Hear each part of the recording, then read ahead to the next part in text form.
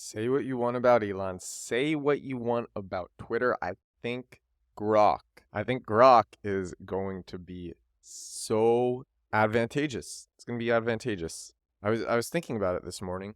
I even upgraded to Premium Plus to try to get it, and I don't have it. By the way, if anybody listening has access to Grok, please let me know. I'm wondering if I don't have access to it because I'm in Europe, or maybe it just hasn't come to me yet. I was doing the research and I saw Elon said that Grok will be rolling out over the next week to Premium Plus users and that it's already rolled out to many. And then there was a readers of community notes comment on that saying that it had in fact not been rolled out to many people and very, very few people have it. And that's what I'm hearing and experiencing as well, is I don't know anyone who has access to Grok. So I think it's going to be really big. And I want to talk about that on today's episode because this is an episode about getting advantages and learning things that you might not have known, learning strategies that you might not have known. And if you try to search Google for link building strategies, or if you try to ask ChatGPT for link building strategies or novel, creative social media strategies on both, you just get the same answers and they always suck. If you try to learn anything about business or marketing, you get the same answers and they're always basic. And if you've ever tried this yourself, you know the pain that I am explaining when I talk about this. You know how bad it is. If you've tried to learn anything that goes against any TOS or maybe could go against any TOS and you just want to learn it, can't learn it. It's too hard. On forums, searching sucks. On Twitter itself, searching sucks. But I know for a fact that the people who are sharing crazy, novel ideas around different marketing strategies, those people are doing it on Twitter, previously Twitter and now X, and people are still doing it. Not just that, just around like thing that goes against the grain. I won't give examples of what I was searching, but it's just so many times just I wanted to learn something which 15 years ago, you would have been able to find on the internet, no problem. Even 10 years ago, you would have been able to find stuff like this on the internet, no problem. And you can't find it. You can't find it on Google. You can't find it on DuckDuckGo. Certainly can't find it on Bing. Can't find it on ChatGPT. And ChatGPT will berate you for even searching it. Like topics around dating, for example. If you ask certain questions, ChatGPT will berate you for asking those questions. Or it'll just flat out refuse, and Google will not give you anything that is helpful or that is useful. And it's around so many different, and the ChatGPT will refuse to answer different questions. I got home a few days ago from this huge farmer's market here in Poland. Crazy farmer's market goes on. I don't know if I talked about it. It was so unexpected. It's just lines of tents, this huge bazaar. And I wanted to walk and see how far it went. And it goes for almost a full mile of just tents in the snow and people selling goods and food and just so much produce and cured meats. It's everything for a full mile, just tents. And so I got back from this farmer's market and I had this cured meat that I bought. I didn't know what it was. I thought it was pork, but I wasn't sure. So I took a picture and I uploaded it to ChatGPT and I said, "Is this cooked?" And I just said, like, "Give me your best guess." And ChatGPT refused. Just wouldn't even do that. And like, I understand it's just a guess, but like it wouldn't even do it because OpenAI can't be held liable for that. And it's like, I get it, but at the same time, I want an AI assistant that is willing to take more risks. I think Grok will be that.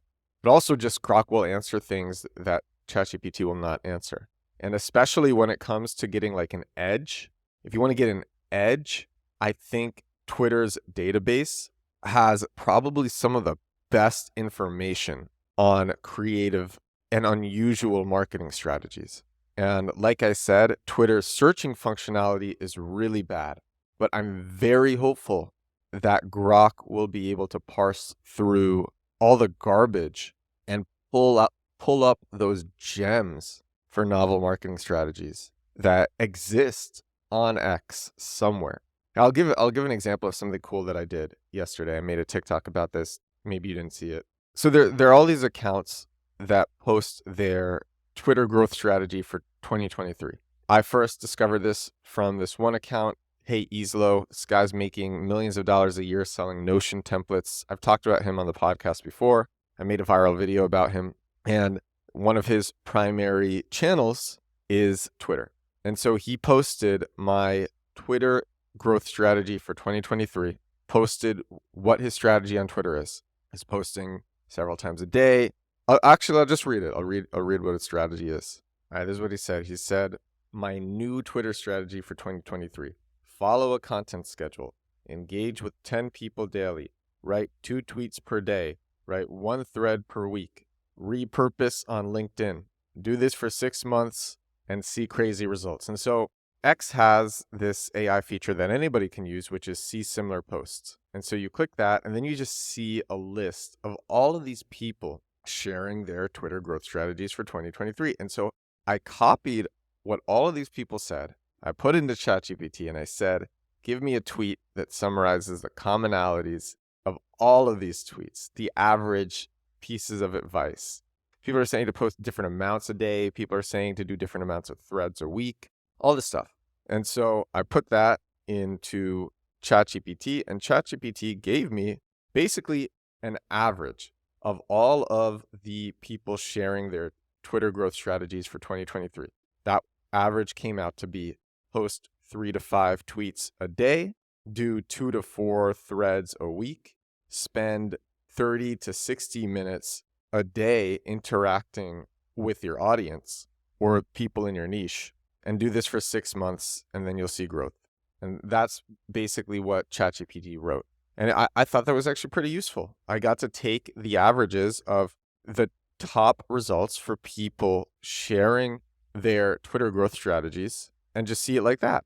And this is something that Grok should be able to do. And I was just thinking, man, how many other strategies, marketing strategies like this are there on X that I will be able to query? Like, I'm a search person. I'm an SEO person. If you listen to the show, you know that I'm one of the best, at least I think I am. I've gotten results like that. One of the best SEOs in the world. I like search. I like searching. It's very fascinating to me. And I like having a great search experience. Grok is something that I think can do that. I'm really excited about it. I think it'll be a game changer. So much so that I wasn't even sure that I'd be able to get it, but I signed up to Premium Plus just an hour ago just to see if I could. And I don't have it. And I really, really want it. And so if anyone has it, please let me know. I think it'll be so good. And when I get it, I'm going to share my experiences with it. But that's the topic of this episode. It's just, I think X, I'm not even trying to sound like a fanboy or anything, but I know that the data on X is unique and very insightful when it comes to marketing. And if Elon is as serious about free speech as he says, there's a good chance we'll be able to see all of that using Grok. And even if he's not serious and we'll have to regulate it in the future, which actually I think happened with ChatGPT. ChatGPT used to be, a year ago when ChatGPT launched, it was way more open. But right now at the beginning of Grok's rollout, it will still probably be more open than in the future if they're forced to restrict it. So right now will be the time to use it. Like, I remember when ChatGPT, I've told this story before, we launched on Product Hunt the same day as ChatGPT launched on Product Hunt. And for the first half of the day, we were number 1 on Product Hunt. And then by the end of the day, ChatGPT just crushed us. So I was one of the first people to use ChatGPT when it launched. And it was amazing. It was so open. You could ask it anything. And it's not like that anymore. Over the past year, all of us watched as it became more and more restricted. We watched and experienced it. And so I'm hoping to not have a restricted experience with Grok. I really, really, really want to use Grok, and I'm hoping for this. All right. This is episode 153 of The Edward Show. I'm recording this finally before noon. Can you believe that? The last many episodes have been recorded after 11 p.m. It's now 11:30 a.m. The sun is shining into my lovely, gorgeous Poland apartment. I love it here. I'm so happy. I'm looking at the snow on rooftops. Oh my gosh, it's such a nice day. I'm going to go out and get hamburgers. I get a big cheeseburger at this place near me. It's called Bistro, and it looks so good. I'm really excited to try it. It's going to be a lovely day, a great day. It's going to be a great day. Thank you all so much for listening. and I will talk to all of you again tomorrow. Bye now.